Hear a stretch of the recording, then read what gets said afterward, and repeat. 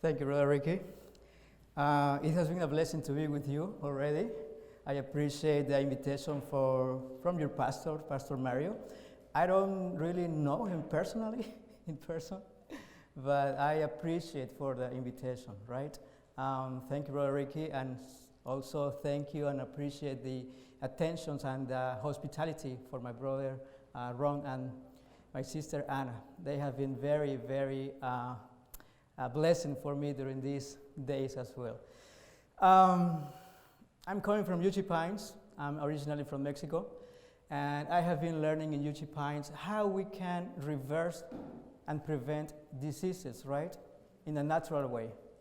I don't practice any more conventional medicine, and I have been receiving, I will say, knowledge from God, right, in order to how to prevent diseases, right, how to prevent diseases and also how to treat them in a natural way. Greetings from Yuchi Pines, right? I mean, I don't know if you heard about Yuchi Pines, but Yuchi Pines is a lifestyle center, it's a wellness center where we treat conditions as diabetes, hypertension, high cholesterol, or even cancer, right?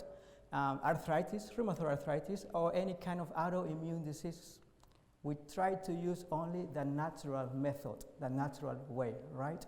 So the Yuchi Pines Institute, it was founded by these two great physicians, or good physicians, Dr. Agatha and Dr. Calvin Thrash, back in the 1970s, right? They were kind of like practicing conventional medicine after they were reading and they were converted into the Adventism. And after reading the book of Ministry of Healing and Concept of Food and Diet, they decided to move from the city, and they bought a big land in the country with the purpose to build a home sanitarium. 50 years ago, well, we have the Yuchi Pines Institute, right? We have people all over the world. I am from Mexico. I came to Yuchi Pines, right? We have people from all over the world. And also we receive guests or patients from all over the world as well, not just from US, right? So this is a lifestyle center. We offer also a medical missionary training. We have two missionary training schools. One of them is the lifestyle educator, which we are giving them a very basics training in medical knowledge. For example, very basic knowledge about physiology, anatomy, how to use some herbs, massage, hydrotherapy. Please invite to your friends for tomorrow afternoon. We are going to be talking about how to prevent how to boost your immune system through hydrotherapy. Very simple. How to prevent and how to manage hypertension only with hydrotherapy. Interesting, right? So, yes, we have another training program. It's called the Lifestyle Counselor. The Lifestyle Counselor is our advanced program, which is around 1 year, 1.5 years, 1.5 years, and we teach them more advanced training skills, right? For example, how to prepare or how to manage a physical examination, how to prepare some poultices, how to give some treatments, right? And also, they are the counselors. They are functioning as a health coach in the lifestyle center, right? We have also our restaurant. It's called Country Life Restaurant. We have this restaurant in the city, and it has been a blessing for all the city, for the city. 2 years ago, it was in the newspaper because it was the best restaurant in the city and the only one restaurant offering a big salad bar, the biggest salad bar in town, right? The Country Life Restaurant. Well, you can see here some pictures about it. You can contact us, right? Or you can go to our website. If you are wondering how to treat arthritis, well, you can go to our website and you will have some health protocols. If you are wondering how to reverse and how to treat hypertension or diabetes, you can go to our our website, and you will find all the protocols for every disease, how to treat it in the natural way, right? So, back to the topic. I have been impressive. I have been impressing. I have been very amazing about this therapy. Probably you heard already about intermittent fasting, right? Probably you heard already about the ketogenic diet, right? Probably you heard already about the time-restricted eating or feeding, right? Which it's the modality where you are going to be eating like only 2 meals a day, right? In a window period of 6 hours, right? Well, that's not really or relatively new, right? So we have here one of the statistics or one of the pictures that I like it. The people in 1900s, they were dying a consequence of what? 53%, they were dying a consequence of infectious diseases, right? But what happened in 2010? What happened in 2020? Well, the people, it's dying a consequence of 33% a consequence of cardiovascular diseases and 32% a consequence about cancer. So only these two diseases, they are attacking and they are killing people, especially here in US, right? So now, I mean, I can ask you, well, you can tell me, well, cardiovascular diseases, what are the conditions that they are going to promote cardiovascular diseases? Well, diabetes, right? High cholesterol, right? Overweight, right? So we need to attack the issue. A simple thing to say, medications, they are attacking only what? Symptoms. And we need some medication at some point, right? However, we need to attack the root of the problem, right? So we are going to learn how to use this therapy of fasting in order to reverse diabetes, in order to reverse insulin resistance, in order to lose weight as well, right? For weight loss, right? You can see here the map of obesity, right? It's an epidemic right now. You can see the states with the highest rate of obesity. You will see here Texas, Oklahoma, Louisiana, Mississippi, Alabama, Tennessee, Kentucky. Michigan, unfortunately, Indiana is one of them, is one of the states with the highest rate of obesity, right? However, when you check also the map of the rates of cancer death, you will have the same states. And not just for cancer rates, but also for diabetes, also for hypertension. If you check the map, you will have the same states, Louisiana, Mississippi, Alabama, Tennessee, Kentucky, Indiana, right? Almost the same states. So this picture is telling us a lot. I had the opportunity to visit San Diego 2 years ago. By the way, I'm going to be in San Diego again within a month. And I went to a very famous, well, not very famous, well, yes, famous or common restaurant, right? And I visited the same restaurant in Alabama. So when I went in Alabama, so I barely had options for vegetarians. I didn't have many options for vegetarians, right? However, when I went to California, I had plenty of options for vegetarians. A big salad bar. Comparing the food in the south, I mean the southern area, I didn't have many options. And you can see here, California is one of the lowest, one of the states with the lowest rate of this problem, right? So we need to attack the root of the problem. We need to attack the problem, right? I was 15, probably 14 years old. We were traveling back from the graduation of my older brother that is in Mexico. He was finishing his college, his university from accounting, and he's an accountant. And I remember that we decided to drive back that Sabbath night.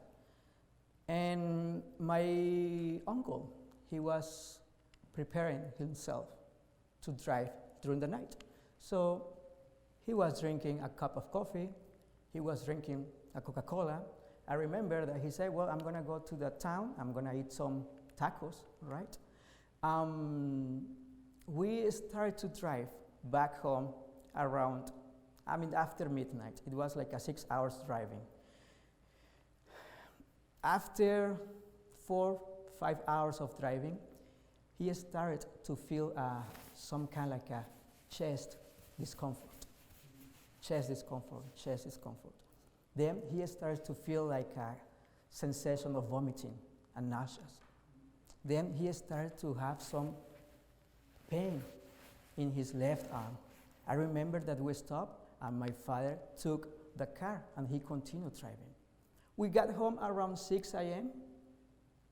He went right there to the hospital. And he didn't want to go to the hospital. He wanted to continue working. He was a taxi driver. He was not old. He was 65 years old. 2 hours later, they notified us that he died, a consequence of very high levels of the blood glucose. And because these high levels of blood glucose, he had a massive heart attack. 2 hours later.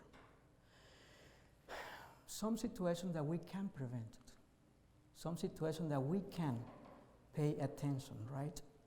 He was a very hard worker. All my cousins, they finished school, they finished college, and they are working as accountants in the conference in Mexico. However, we could prevent this issue. We could prevent it. We didn't know that he was diabetic. We didn't know that he had hypertension. Why? Because he never said, and he was not taking care of himself. This is not the only story. I believe that you have many stories like this in your family, probably friends, probably relatives, right? We need to be more proactive, right? And in taking care of our bodies.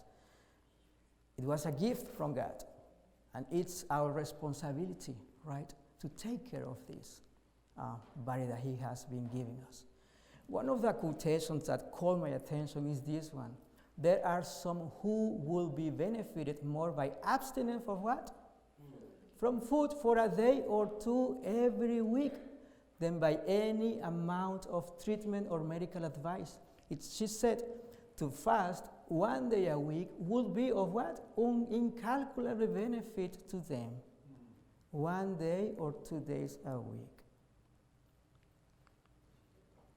Hippocrates, who was, known as the father of the medicine, Hippocrates, right?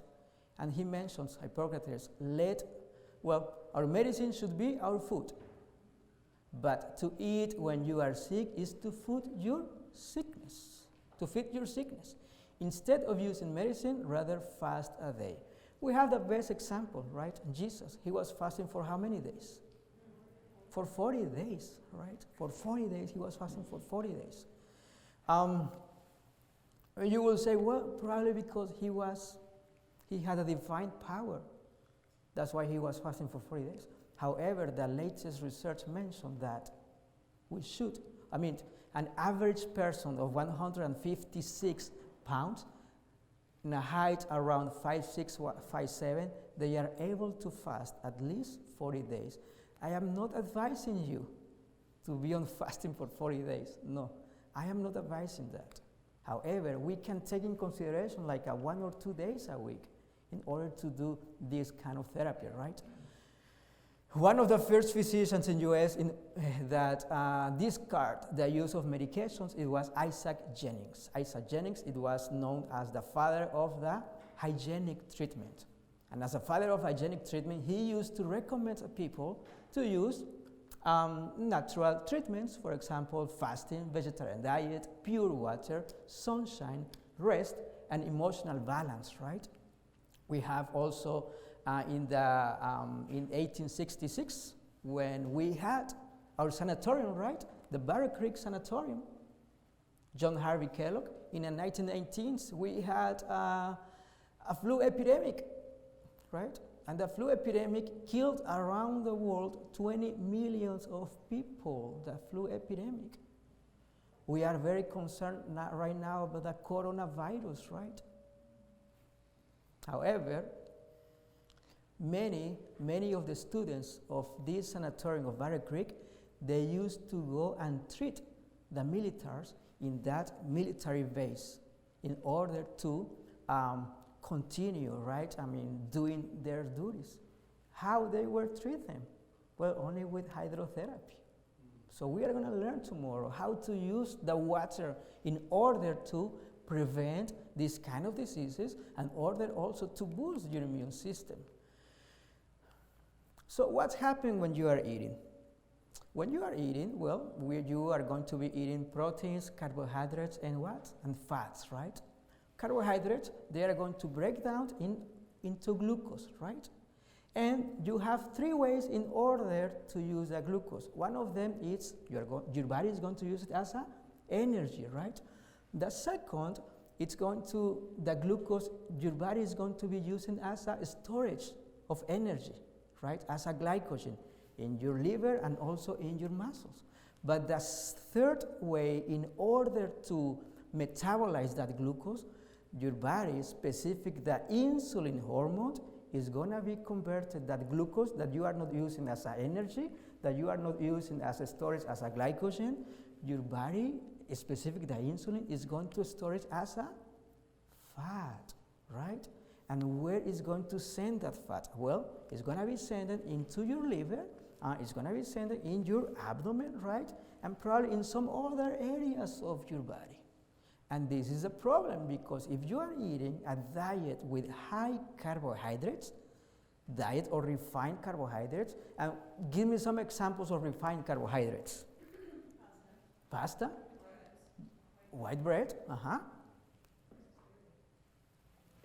All these kind of products, right?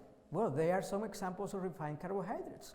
So when you are eating high levels of refined carbohydrates, what's going to happen? Well, that's going to be metabolized very quick into glucose. If you are not, look at this. If you are not walking after your breakfast or after your lunch, the glucose is going to be converted right away in glycogen. And because you are not using as a storage, neither as an energy, your insulin is going to be converted that glucose into fat, sending into your liver. And what's going to happen? We have a long-term, these kind of problems. I mean, storage in fat. Well, you are going to develop fatty liver, right? With fatty liver, you will have like a 5 to 7% to develop cirrhosis in a period of time of 5 years after the diagnosis of fatty liver. So you know what happens when you have cirrhosis, right? Well, you are going to develop liver cancer. So because high levels of refined carbohydrates converted into fat, stored in your liver, and also promoting something that is called insulin resistance. That insulin resistance is the first step in order to develop diabetes. So this is the pathway of the diabetes. But everything starts not after I had an emotional event. No, this mechanism or this process, it took like 20, 30 years before. It's not within a month. It's not within a week, right? It's not after this nervous breakdown. It was not after these emotional issues. No, it took like 20 years in order to promote this fat storage, developing insulin resistance, right? So this is for carbohydrates. What happened with fats and proteins? Well, fats, we need fats. Every cell in your body is surrounded by a membrane, right? A layer of fat, right? But this is the thing. This is the problem. You need to have specific poly or unsaturated kind of fat, right? Because you are eating just saturated fats, which saturated fats are what kind of fats? From animals, right? Cheese, right? From animals. So what's going to happen? And this, we're going to be talking more a little bit about the fats tomorrow afternoon, because it has to see with inflammation. The afternoon we are going to be talking about inflammation. And all the diseases right now, every disease that has the ending terminology in itis is related with inflammation. That's why we need to know how we are going to contract inflammation. So we're going to be learning this tomorrow afternoon, right? So we need fats, right? So in order to prevent, the saturation of the membrane of your cell, we need to be eating unsaturated kind of fats, right? Okay, so what about proteins? Well, we need proteins in order to build up our muscles. We need proteins in order to have amino acids, right? We need proteins in order to enhance every biochemical pathway, right? So this is the work of your proteins, your carbohydrates, and your fats, right? But what happens when you are not eating? And this is the point, this is the situation, because there's two hormones that they're going to drive your feeding stage. And your feeding stage is going to be driven by two hormones. One of them is the insulin, okay? One of them is the insulin. The insulin is they call it like the lipogenic hormone, okay? Lipogenic hormone means it's going to produce fat, right? So the work of the insulin, we need insulin, by the way. Don't take me wrong. We need insulin, okay? However, we don't need high amounts of insulin. And when we have high amounts of insulin, it's because we have already the condition that's called insulin resistance, right?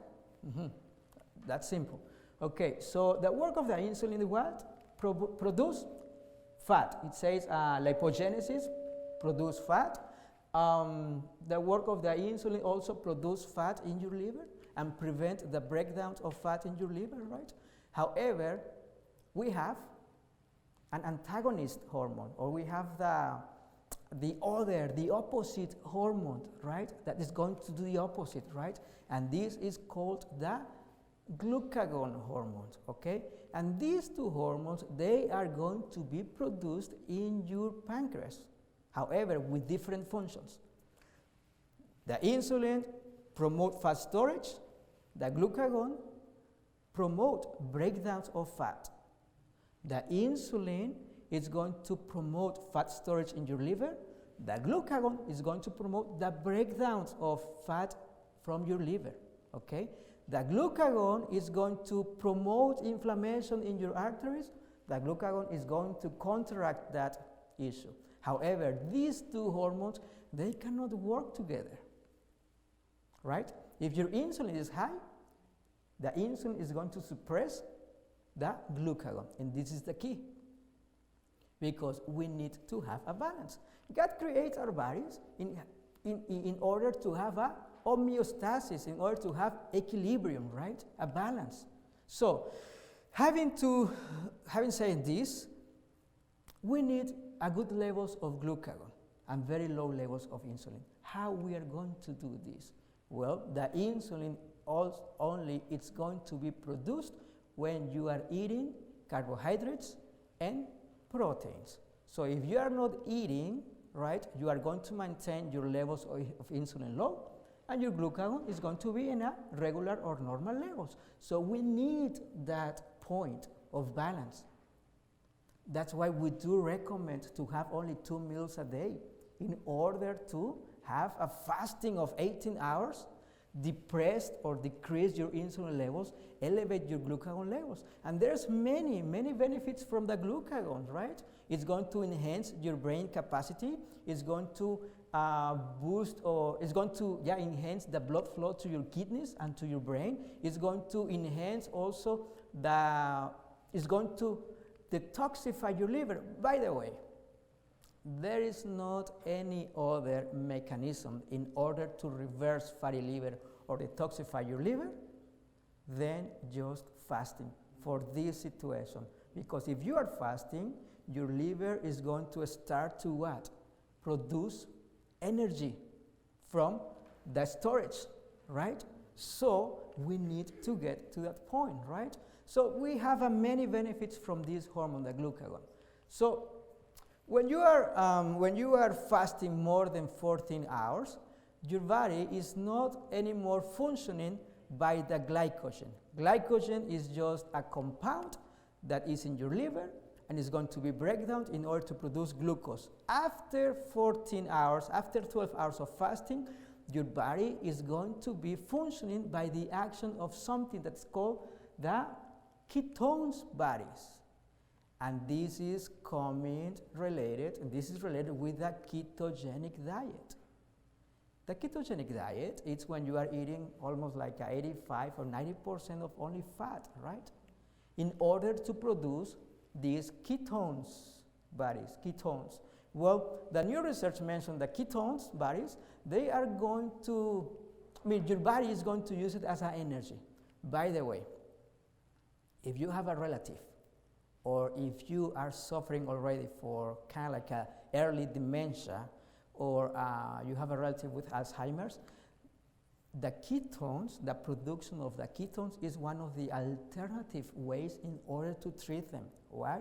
Because when you have a person already with Alzheimer's, they have almost like a 25 or 30% of deficit of the absorption of glucose from the brain cells, right? So if you don't have glucose in order to feed in your brain cells, you need to have an alternative energy, kind of energy, right?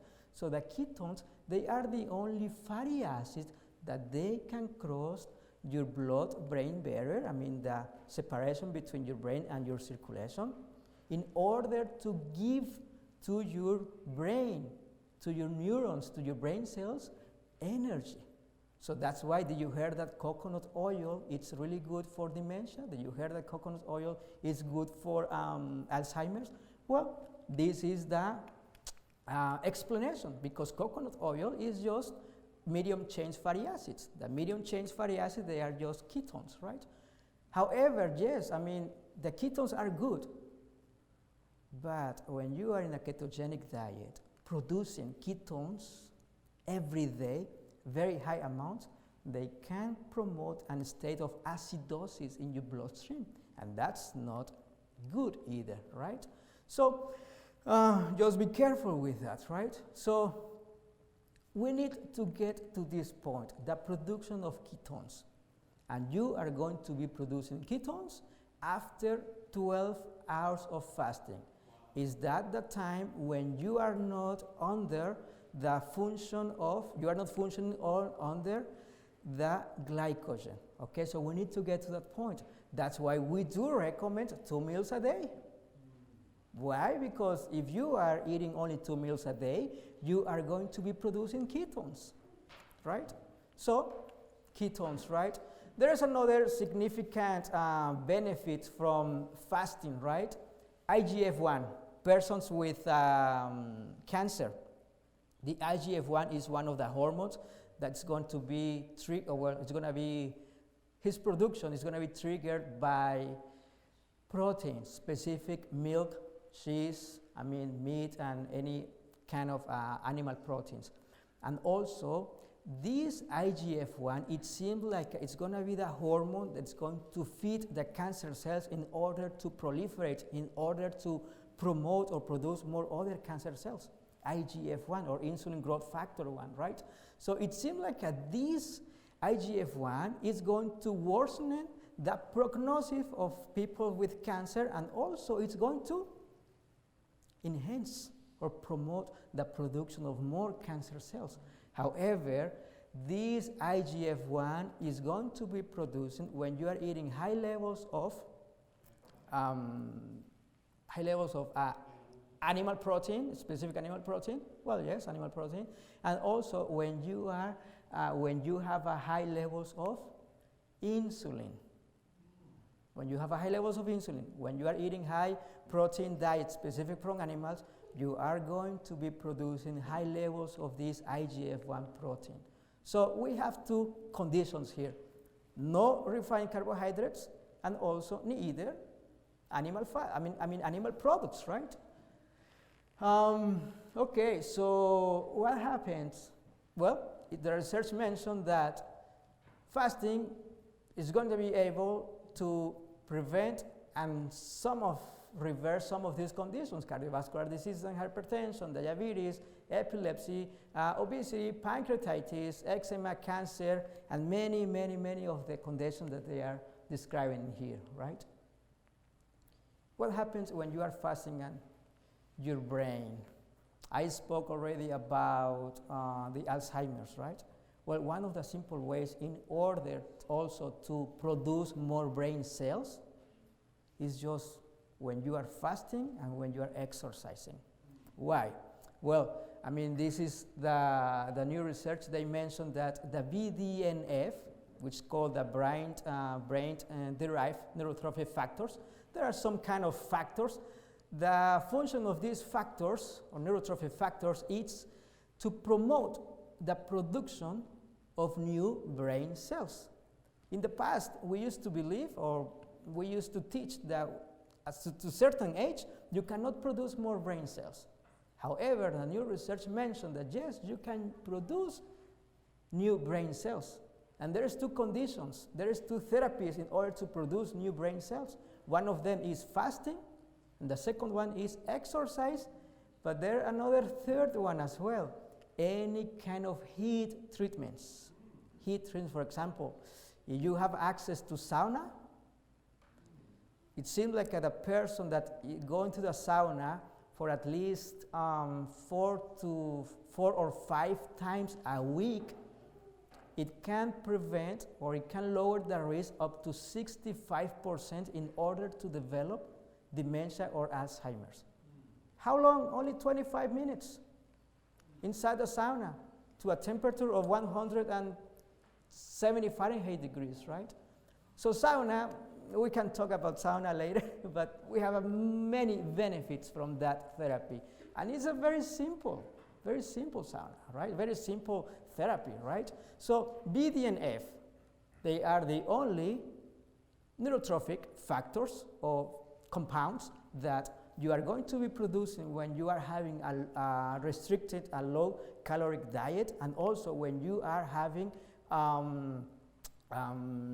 when you are exercising, when you are fasting, and also with heat treatments. What's the purpose? Not just producing new brain cells, but also, it says here, antioxidants productions, mitochondrial biogenesis. What is that? Well, it's just in every cell of your body, you have a very tiny organ, right? That's called the mitochondria. And this mitochondria is going to produce energy. That's the function of that mitochondria, produce energy. So when you feel weak, when you are fatigued, please go into exercise, because that's the only way to spark the production of mitochondria with exercise, right? So yes, we have many benefits for the brain just having these 2 meals a day or time restricted feeding, and also 1 or 2 days a week of fasting, right? Why we should not be eating between meals? Well, no, go ahead. You don't give the stomach time to rest. Mm-hmm. Yeah, for sure. Your stomach have to rest, right? Well, there is one hormone that's called the motilin hormone, okay? The motilin hormone, it's a hormone that's going to be produced in your stomach and your small intestine right after your meals. If you are not, and the function of this hormone is what? Promote the movement of this, of your stomach and also your small and large intestine, in order to empty your stomach and prepare your stomach for the next meal. Mobilize, movement, this propulsive movement of your food, right? Your meals. However, this movement is going to be ruled by the action of this motilin hormone. Interesting thing is that if you are eating between meals, you disrupt the production of this hormone. And what's going to happen? Well, you are going to maintain toxins or in your intestine, right? Because you don't have a good movement. You are going to promote constipation. You are going to promote even acid reflux, probably, right? And you are going to promote many of the gastrointestinal issues just because you were eating between meals, right? There's something very important. I don't know if you heard already about leaky gut. Last year in Lansing, I was talking about leaky gut, right? Well, leaky gut is a condition, a very famous condition right now, right? A very common, I would say. Well, everything starts with leaky gut because we have a valve, okay? We have a valve between our small and large intestine. So this valve, it has to be closed most of the time. So this valve is going to be ruled also by the action of this hormone. So if this valve is open most of the time because you have a very low levels of this motilin hormone, you are going to promote the migration or the movement or the backflow of bacteria from your colon into your small intestine, promoting something that's called like a intestinal permeability or leaky gut. Why? Because you were promoting this chronic inflammation from bacteria from your colon moving into small intestine, right? Promoting this chronic inflammation, and this chronic inflammation is going to promote that disruption of this cellular wall in your intestine or in your stomach, promoting the leaking of toxins, bacteria. They call it like these kind of bacteria prion-like bacteria. They are very tiny proteins, but they act as a bacteria. And it seems like these kind of like very tiny bacteria, they are going to promote all these issues like rheumatoid arthritis, probably lupus. They are related with many conditions. And everything starts, why? First of all, because you were eating between meals. This valve, it was open most of the time. You promote the migration or the movement of the backflow of bacteria from your colon into your small intestine, right? Because you were having very low levels of motilin. And why? Because you were eating an apple between meals. Because you were eating a piece of celery, probably. Because you were eating some nuts, it's protein, nuts, right? Between meals. And you disrupt the production of this hormone. So that's why, I mean, in the past, they used to recommend 5 meals a day, right? 5 micro meals. Well, that's why we have all these problems of leaky gut now, right? Intestinal permeability. Cardiovascular disease. The goal of cardiovascular disease, one of the goals, is to lower the levels of cholesterol and triglycerides. As I mentioned before, the only way in order to lower the cholesterol lower the levels of cholesterol and triglycerides from your liver and also into your body is that your body needs to use it as an energy. That's the only way. When you are fasting, you are going to be using that storage of fat into producing ketones, with ketones coming from fat, right? So one of the simple ways in order to lower the levels of triglycerides and cholesterol, well, it's doing this therapy, right? In 2001, 174 patients with high blood pressure, after 14 days of fasting, they achieved to decrease the blood pressure levels sufficient to eliminate the need for medication, and more than 90% of them became normotensive, right? For how long? Well, it was just a water fast, only water fast, for water only fasting for an average of 14 days, right? 14 days. What about obesity and diabetes? Well, they call it now diabetes, right? Well, I mean, one of the simple ways in order to prevent and reverse this issue is just fasting. And you will be a little bit surprised about this study, Perhaps the most famous study on obesity appeared in the Postgraduate Medical Journal of 1973, which reported the experience of a 27 years old man who fasted without complication for 382 days and lost 276 pounds. Please, I am not advising to you to do that. I am not telling you need to do that. However, I mean, there's one of the simple ways that we can do, right? Over the last 25 years, I mean, people with type 2 diabetes, they have been successfully fasting and reversing this condition, because I mentioned before, the problem of diabetes is insulin resistance, and the problem of insulin resistance is just a storage of fat in your cell, not impairing the signaling of the insulin with the inside of your cell, disrupting the introduction of glucose into your cell, right? So that's the main point of diabetes, right? Rheumatoid arthritis, well, people with rheumatoid arthritis, they were fasting for at least 7 days. At the end of this 7 days of fasting, they were able to improvements in grip strength, pain, swelling of the joints of the fingers, right? And also inflammation markers, for example, the C-reactive protein, which is one of the inflammation markers, and also the ESR, they were coming down only with 7 days of fasting. However, if you check this article, the people that they had a better improvements using this therapy for 7 days, they were continuing having a vegetarian diet or vegan diet. So it's not just the fasting stage, it's also the whole natural remedies, right?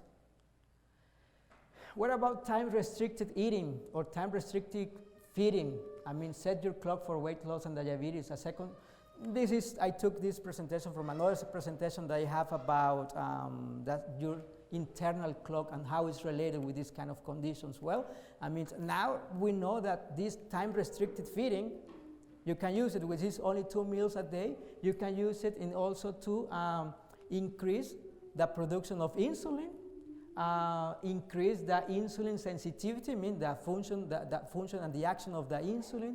Also lower your blood pressure, also lower your oxidation, or acts like an antioxidant as well, and also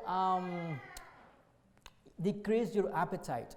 When you are eating in a window period of only 6 hours, but this, I mean, the best way in order to follow this therapy is having a good breakfast, having a good lunch, and skipping suppers, right?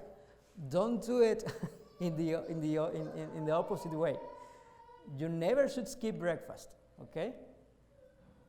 You should skip suppers, okay? In order to have these 6 hours of window period, in order to use it in the best way, right?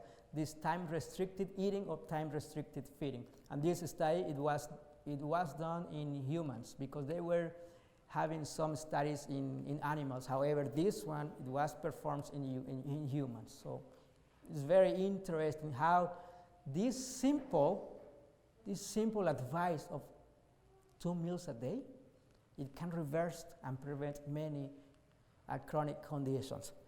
What about cancer? What about cancer and fasting? Well, what's going to happen, or how we're going to fight cancer when you are fasting? Well, first of all, the cancer cells, they are going to be feeding only by what? Well, many of them by glucose. Mm-hmm.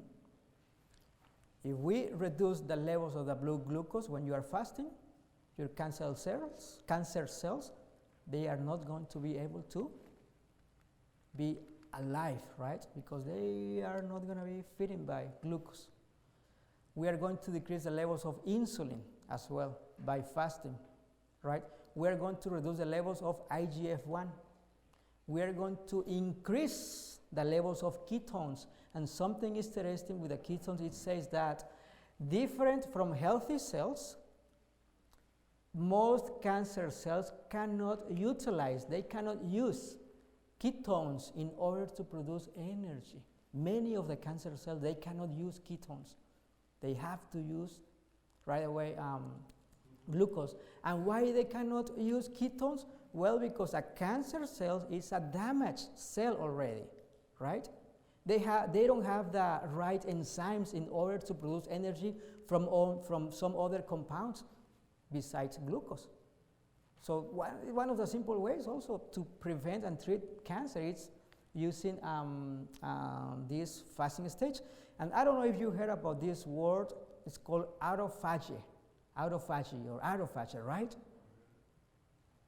Now everybody's talking about this, autophagy. Well, autophagy is just the cleaning of your cells, right? Many of the cells, they are producing many toxins. And one of the simple ways in order to put away these toxins, it's in the period of fasting. Is that the period when your cells, they are going to be cleaning or clearing out from these toxins, right?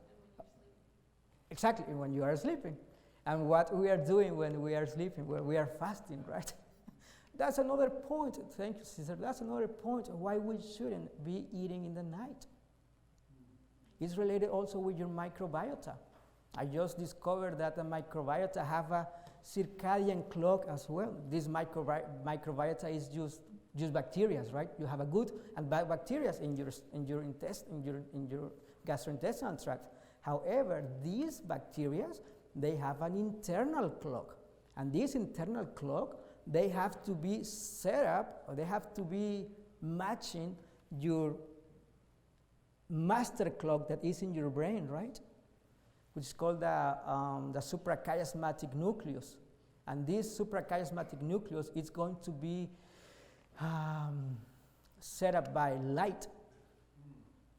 That's why we should not be using blue light in the night with our cell phones, computers, and some others, because if you are using this kind of devices in the night, you are not going to be producing melatonin, because it seems like in our eyes we have 3 kind of proteins that they are going to be sensing lights. Okay, and one of them is called the melanopsin protein. And this melanopsin protein, when you sense the blue light, it's not just from your cell phone, but this kind of blue lights as well, they are going to suppress the production of melatonin in the night. And if you don't have a good levels of melatonin, you are not going to be able to sleep. That's simple, right? So, well, I mean, we have many benefits of sleep as well, right? We have an individual that came to us in the lifestyle center. He was 57 years old with type 2 diabetes, hyperlipidemia, I mean high levels of cholesterol and triglycerides, overweight. He was 12 years using insulin, 60 units of insulin, 10, 10, and 10 before meals. And also he was using Janomid, which is a combination of 2 medications for blood sugar. So when he came to the lifestyle center, his fasting blood sugar it was on 173. The hemoglobin A1C, which is the average, right, of the last 3 months of your blood sugar, it was on 12.0, which it have to be below 5.7, and he was on 12.0, right? So triglycerides, they were 158, total cholesterol 192. The HDL, or the good cholesterol, it was a little bit low, 36. The LDL, the bad cholesterol, was 124. And the insulin, he was producing insulin, by the way. But he was on insulin. And this is another point. The problem of diabetes is not insulin deficiency. Okay? The problem of diabetes is not insulin deficiency. The problem of diabetes is the insulin resistance. So this person was producing a very low amount of insulin. However, you need to activate the transporter inside your cells in order to promote the introduction of glucose in your cell. And this activation is not going to be promoted by insulin. It's going to be promoted by exercise. That's why persons or individuals that when they start to use insulin, they start with 6 units. Then if they are not exercising, they are going to go up for 10 units, 15 units, 20 units, 25 units before meals, right? Because the problem is not the insulin. The problem is you are not activating the transporter inside your cell. And some other situation as well. Sauna therapy, it seems like it's going to target, it's going to be targeting also this transporter inside of your cell, right? So, well, this person, he was producing insulin, but very low amounts of insulin. After 34 days that he stayed with us, the first week he was fasting for 3 days. The following week he was fasting 1 day a week, or sometimes 2 days a week, right? He was exercising, walking, sunbathing, stress management, and also spiritual counseling, which is the most important. He was interesting because when he developed diabetes 2 years after he got divorced. So emotional issues, definitely. I mean, it doesn't matter if you are vegan, it doesn't matter if you are running, it doesn't matter if you are doing many of the good lifestyle. If we are living in a very stressful environment and a very stressful or emotional environment, it's not going to be any good, right? It's not going to be nothing good. Anyway, so he was with us after before he left, or when he left, the fasting blood sugar, it was 101, from 173 to 101 without insulin, without any amount of insulin, and only, well, no, he was not even using his medication.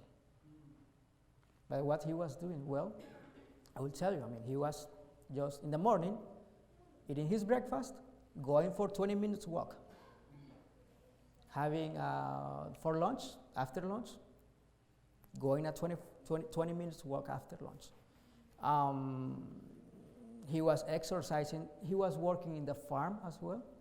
Yeah, he was working, the last 15 days, he was working in the farm as well. So he was in movement, movement all the time, right? He was drinking some herbal teas. He was getting some supplements like L-arginine. L-arginine.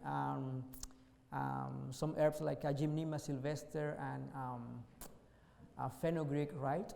So he was able to reverse diabetes in only 34 days. Well, he was already into reversing diabetes. The best levels of glucose is around 90. It's not 125, it's not 120, it's around 90 or below 90. If you have already 101, this is called pre-diabetes already, okay? So, so some principles before we will have some time for questions. Some principles. Well, before and after, low salt diet, vegan or plant-based diet, high fiber diet, low fat, low protein, and low sugar diet before and after fasting. Rest. Don't spend a lot of energy. You need that energy in order to promote many physiological pathway during the fasting stage. So don't go and lift, don't overdo. Don't over-exercise. Just you can go for a walk. That's it, right? Sunlight and pure water, right? Meditation, reading the Bible, right? As I mentioned before, fasting is not a magic pill. Fasting is not a panacea, right? Fasting is just one of the components of the natural remedies, which include nutrition, exercise, water, sunshine, air, fresh air, temperance, rest, and what? The most important, 90% nine out of 10 of the diseases coming from what? From the mind. And when we are having stress and when we are having emotional issues, we need to go to the only source of healing, which is trusting in God, right? So if we are doing all the steps, honestly, but we are not doing the most important, we won't have nothing good from it. You have any questions before we finish?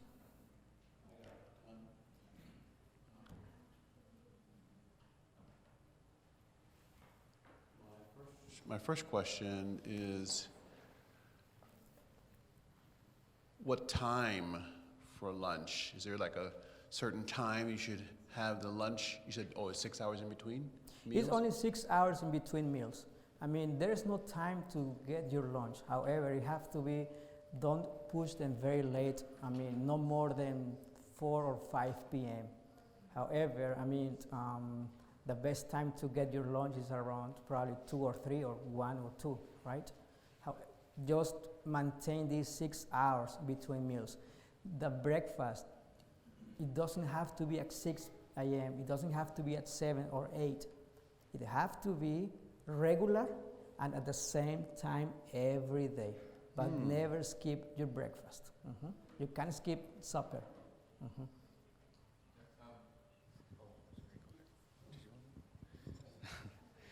What about for situations where someone has to get up, let's say 6 or 5 in the morning and leave, and then so they have to eat breakfast very early, and then lunch at like noon, let's say, then if they didn't eat after that, it would be, 10 hours or 9 hours or whatever until they went to bed maybe. And even much longer until they would have breakfast again. What do you do in those cases? Are you saying like, you have your breakfast at 5 a.m. or 6 a.m.? Yeah. Then your lunch around 12 a.m.? Do you need to have another meal, you said? Yeah. Do you have to have another one, or is it too long? Well, it depends the kind of your work. If your work is a very physical work, when you need to use your muscles, it's most probably you will need a third meal. But it have to be very light. And what are you going to be eating during that third meal? Well, the counseling, Ellen G. White mentioned only like bread and fruits. No fats, neither proteins. It's interesting why she said that, because I discovered that in the night, your liver is not going to metabolize very well the proteins, neither fats. So if you are going to have the third meal and you have like an ideal weight, okay? If you are in ideal weight or if you are underweight, I would recommend it to you, just do the third meal, very light and before 6 p.m. The problem with the third meal, it doesn't have to be in the night. It has to be around 5 or 6 p.m. As soon as it's getting dark, we shouldn't be eating. And there's another component with this that it has to be the melatonin. It seems like the new researchers mentioned that melatonin is a hormone, right, that's going to be producing right when it's getting dark, right, in order to promote your nice and very nice and quiet sleep. Well, it seems like this melatonin in the night is going to suppress the production of insulin from your pancreas. So if you are eating in the night, your glucose is going to be very high in the morning. So it depends also the kind of work that you are doing. Fasting is not for everyone, okay? Contraindications. People, underweight people, right? When they have the BMI below 17.5. 18.5, okay? People with high levels of uric acid or gout, right? Persons with very severe anemia. Pregnancy, either. Type 1 diabetes. Type 1 diabetes, please don't recommend fasting for type 1 diabetes persons.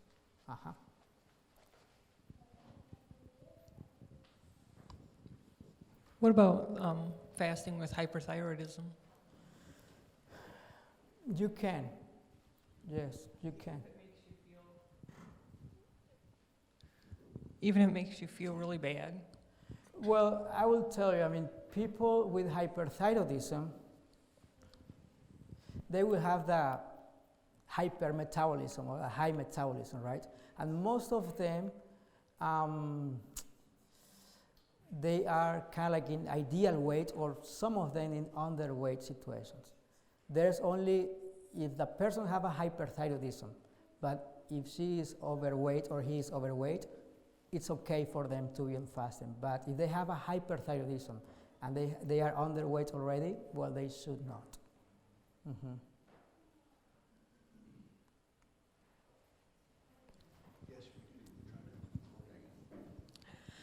I've heard many people are afraid to fast because they're saying their body will go into starvation mode. Can you talk about that? Starvation mode, well, how can I explain this starvation mode? Starvation mode is more related with the breakdowns of proteins into produce energy, right? So in that mode, you are going to be eating kind of like your own body, right? However, it seems like in many studies, they have been showing that in the first 12 hours, yes, you are going to be using glycogen. After that 12 hours of fasting, you are going to be using very low amounts of proteins. And when you skip, when you are fasting more than 3 days, you are going to be using very, very low amounts of proteins. What I'm saying, well, if you are using very low amount of proteins, you are not using your amino acids, so you are not going to be in starvation mode. That's why I'm saying, if you are underweight, you are going to become, or you are going to be in this starvation mode, right? Because you won't have fat. So how to produce energy?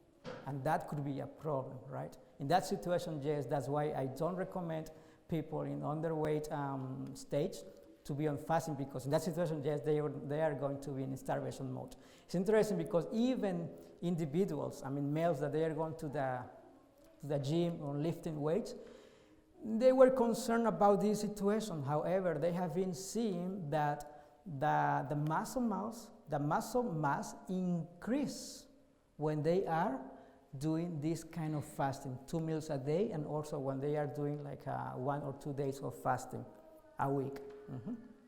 Yeah, they are increasing the muscle mass. Why? Because they are using all their fat. Mm-hmm. You said not to fast if you're pregnant. What about if you have gestational diabetes and you're told to watch your carbs, count your carbs? What do you think about that? Gestational diabetes is produced, but one of the hormones that is called human placental hormone. I don't want to be, well, it's related with that hormone. What's the function of this hormone? The function of this hormone is to produce ketones. Persons in pregnancy, they produce ketones by themselves. Why? Because the body is trying to not use high levels of glucose in order to give them the glucose to the baby, right? So, I wouldn't recommend fasting for in pregnancy stage. Why? Because they are producing ketones already, and it can also produce more ketones. And having a hypoglycemia or very low levels of glucose, they can promote some other issues, not specific for the mother, but for the product, right, for the baby. So I wouldn't recommend that. By itself, pregnancy women, they are not utilizing glucose. They're utilizing more ketones in order to preserve that glucose, right? And even that's related with cortisol. That's why they promote, they develop this kind of gestational diabetes, high levels of glucose, but it's kind of like a physiological response once they have the delivery of the baby, when this human placental hormone is not working anymore, because it's producing in your placenta, or in the placenta, so you won't have this problem many times. However, it's going to take time in order to reverse the issue. When they are already, when they deliver already, I will recommend beyond fasting or having this therapy. So when you're counting carbs, would that be the better way to go than having to take medication? Well, the best way in order to treat this situation is plant-based diet, Yes. going for a walk after breakfast and after lunch, and if they can have a very light supper. Pregnancy women, they need a higher calorie amount, right? So that's why we don't really recommend this therapy either. However, they can lower the amount of calories in the third meal. But walking, yes, walking. Don't over-exercise them. Don't tell them that they need to over-exercise. However, they need to be in movement. She's on a plant-based diet and she's got a lot of children, so she's very active. So I don't know. She's been counting her carbs. But she's eating 1, 2, 3, 4, 3 times a day and 2 snacks. That could be the problem. As I mentioned before, high level, we cannot, the problem with insulin resistance is high levels of insulin. If we maintain these high levels of insulin towards the day, we are going to promote more this stage of insulin resistance, right? So I will recommend it to her, have a good meals, a good breakfast, a good lunch, and probably a good supper early during the day, but not having snacks. It's physiologically, they don't need it. Pregnant women don't need any snacks. Okay.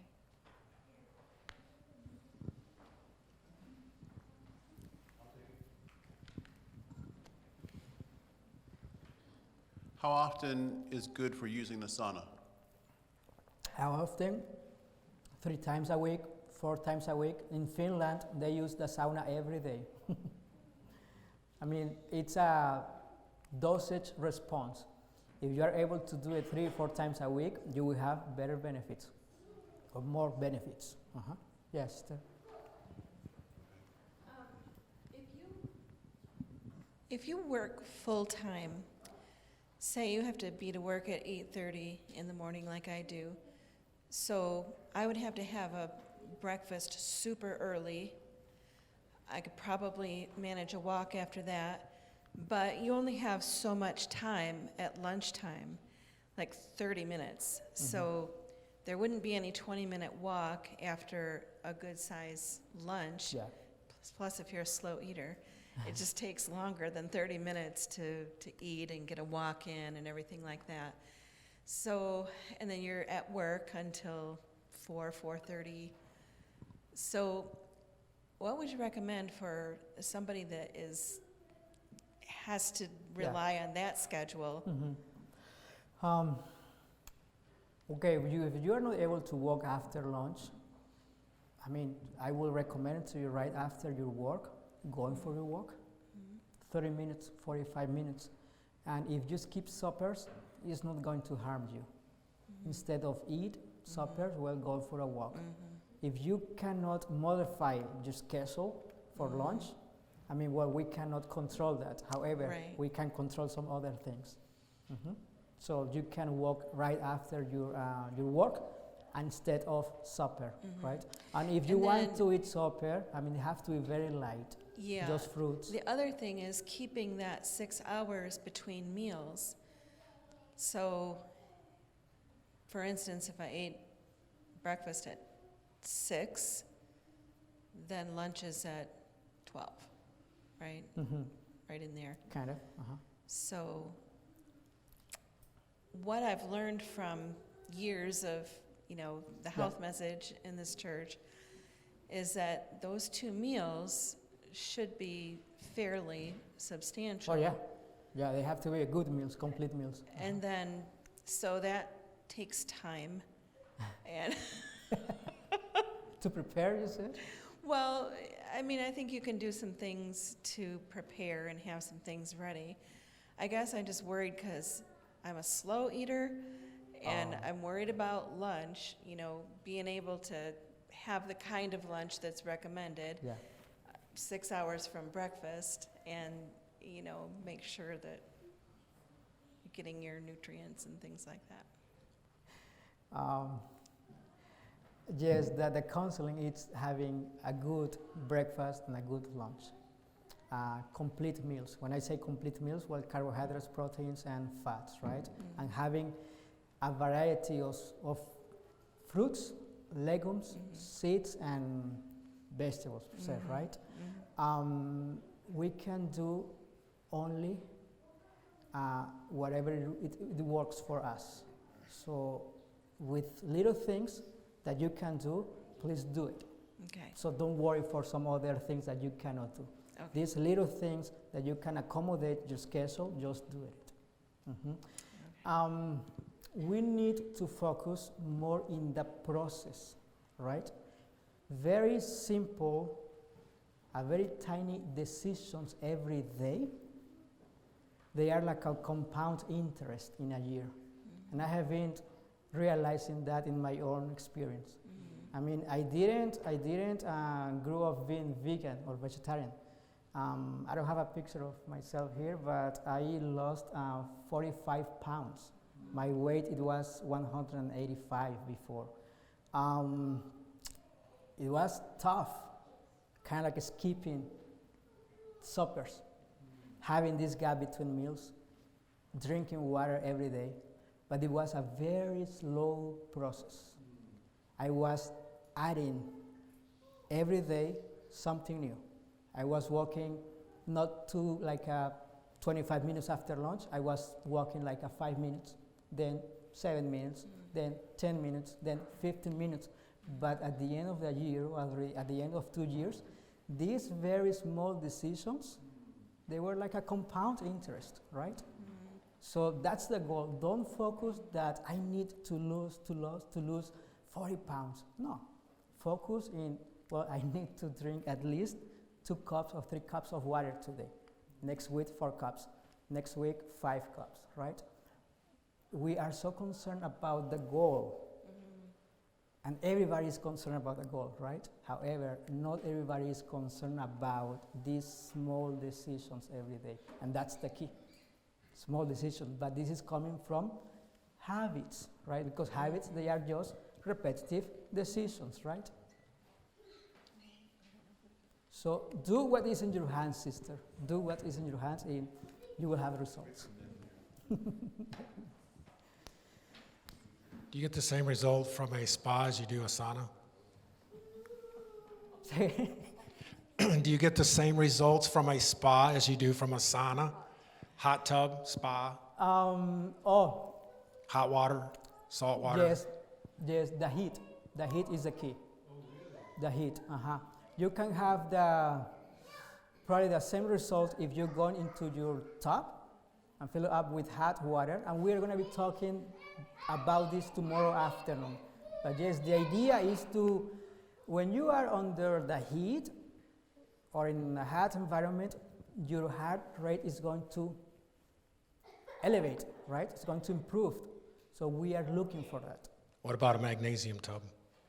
Yeah, even much better. Yes. Same with salt. Magnesium. Magnesium is better.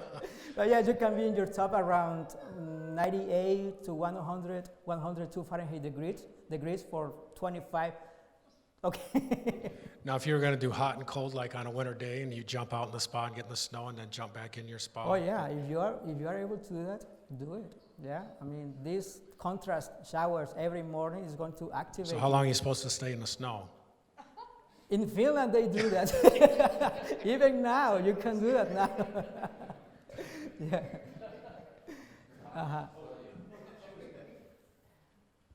Here.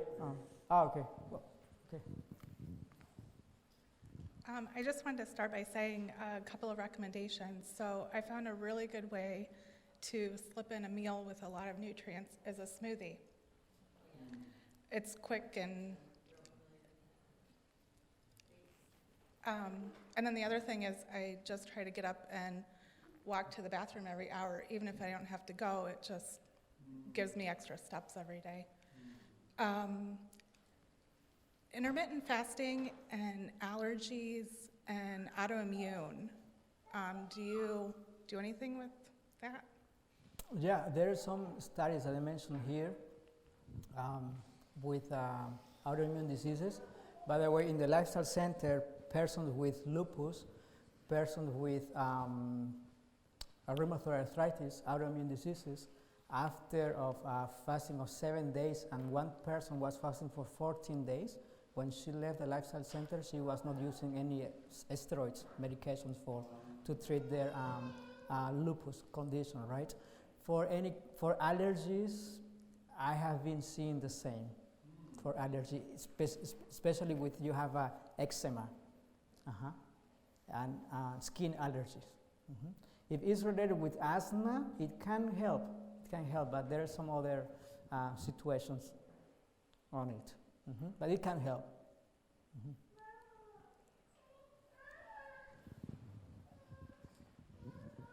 The program that you recommend with having the 2 substantial meals earlier in the day and then skipping dinner, is that suitable for older children who are of like a more substantial frame, like they have adult weights?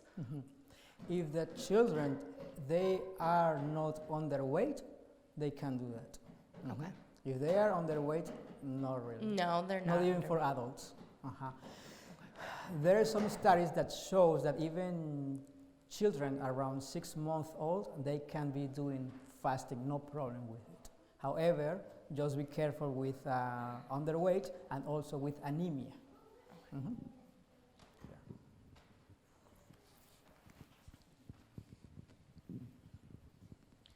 Have they used intermittent fasting with endometriosis?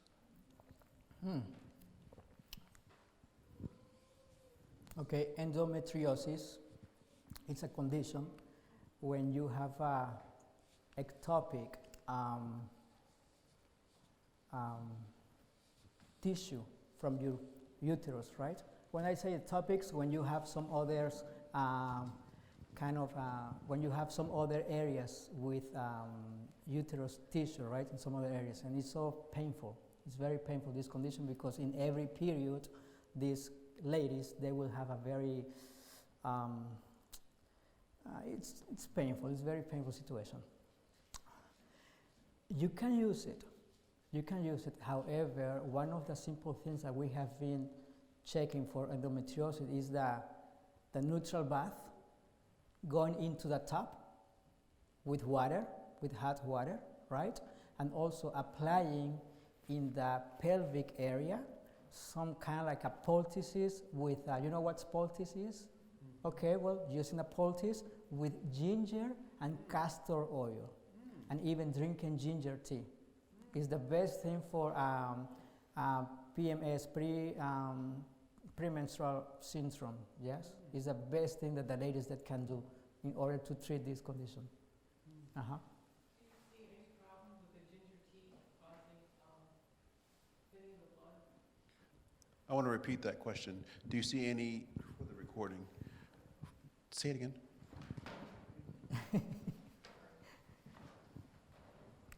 Do you see any thinning of the blood with the ginger tea, like not clotting as well? No, we haven't. However, some people, they are allergic to the ginger tea, or they have a, I don't want to say allergy to the ginger tea, but a sensitivity to the ginger, and the ginger increase their heart rate, like a tachycardia. So that's the only concern with it. No, we use, in order to treat, or for like blood thinners, we use garlic, we use ginger, we use white willow bark. But no, we haven't seen that problems. What herbs did you say were good for diabetes? Okay. Fenugreek. What? Fenugreek. Fenugreek. We like to use fenugreek. We like to use Gymnema sylvester. We like to use bitter melon. Bitter melon is not a herb, right? It's a vegetable. What's the last one you said? Bitter melon. Bitter melon. Bitter melon. Bitter melon. It's kind of three very simple natural remedies too.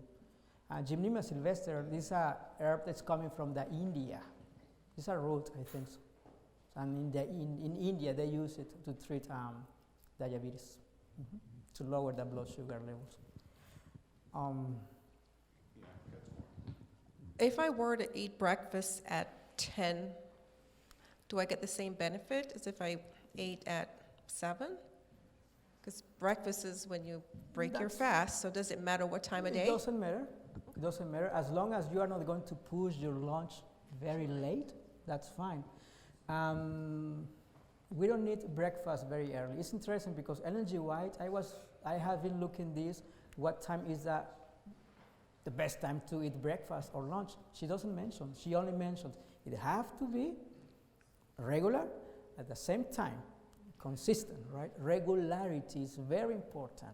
The same time you breakfast every day. However, she doesn't mention the time, right? And I haven't been discovering the time.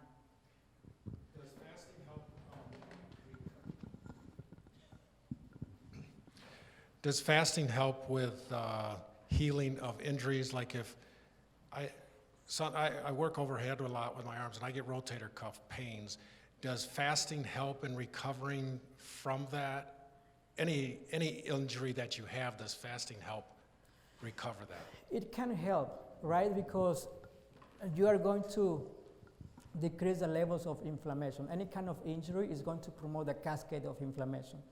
When you are on fasting, it's going to decrease this inflammation process, which when we are in this inflammation process, we are going to be producing many chemicals. These kind of chemicals, it can act in order to heal the wound, but when you have a chronic inflammation, they are going to damage that tissue, right? So it can help, definitely. And something very important, the fasting for more than 5 days is the only way in order to regenerate your stem cells.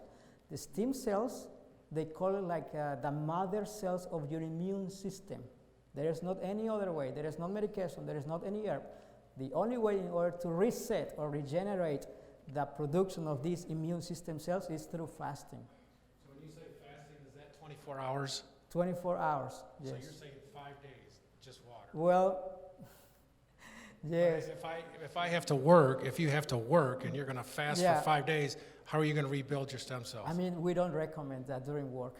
You need to be very careful. So take vacation. And also, please, you need to be under some kind of under medical supervision when you are fasting more than 3 days. If you are able to fast 1 day and you did it well, you can continue for the second day. And you did it well, you can continue for the third day, right? So if I can fast and work, it's allowed? No, I wouldn't recommend it. No, if you're going to be fasting, you're just going to be in your home, just meditating and relaxing. Is there like a quasi-fast that you can do that's the restricted calorie intake? Is that almost as good as, like, I don't know if I could tolerate the water only. I think I would shake apart. Yeah, you can do the caloric restriction diet. Yeah, you can do that. You're eating only apples, you're eating only pears. Ellen G. White mentioned that even but not gorging on them. I mean, kind of just not gorging or, you know. I mean, you just only like 1 apple, not 5 apples or whatever. So it matters. It's a restriction. Yeah, that can work. Mm-hmm. Oh. Even if you are in your ideal weight, you don't need to be fasting, right?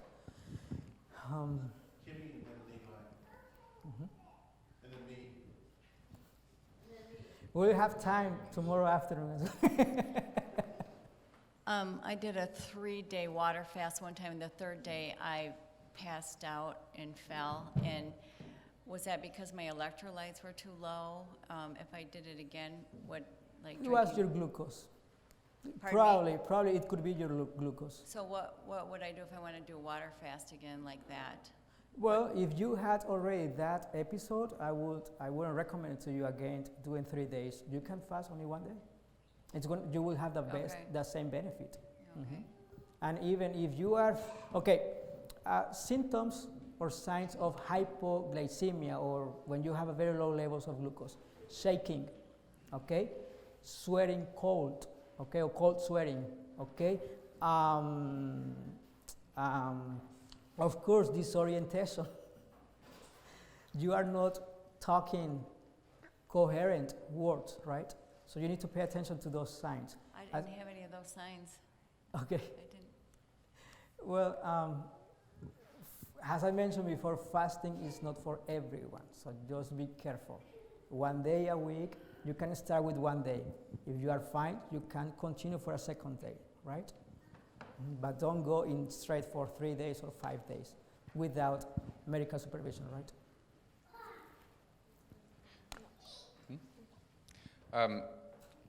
Just wondering, for one, does it matter like how long after you get up you eat breakfast? Because when I get up, for example, I'm not hungry like for a while.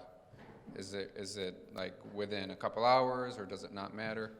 That's fine. When you are you wake up because your cortisol and adrenaline, they are two hormones that they are going to promote the stress in your body in order to activate your functions during the day. You don't need meals at that time. The work of the adrenaline and the cortisol is produce glucose. So you don't need. Oh, okay. So it's fine to do it 2 hours later. And, so okay. yeah. And sorry, go ahead. No, yeah. And is it bad? I've heard that you shouldn't mix like fruits and vegetables because of the enzymes. Is that a thing that matters? Well, the Council of Ellen G. White, she mentioned, if your stomach is feeble, if you have stomach problems already, you should not. Okay? You should not.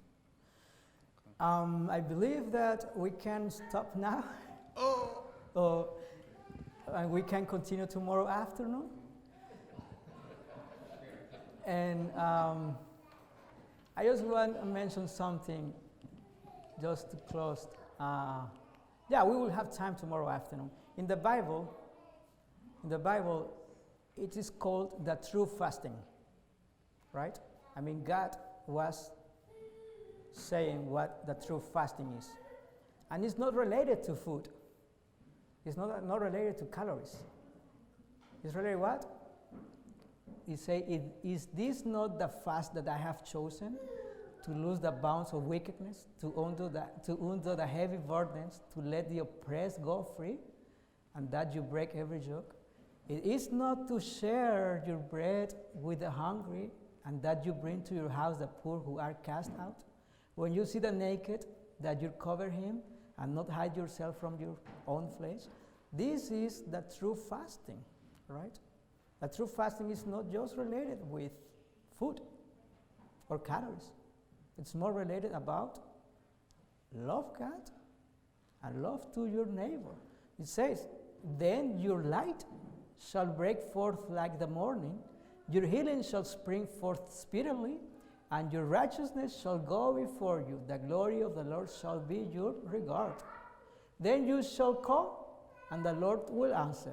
You shall cry, and he will say, here I am.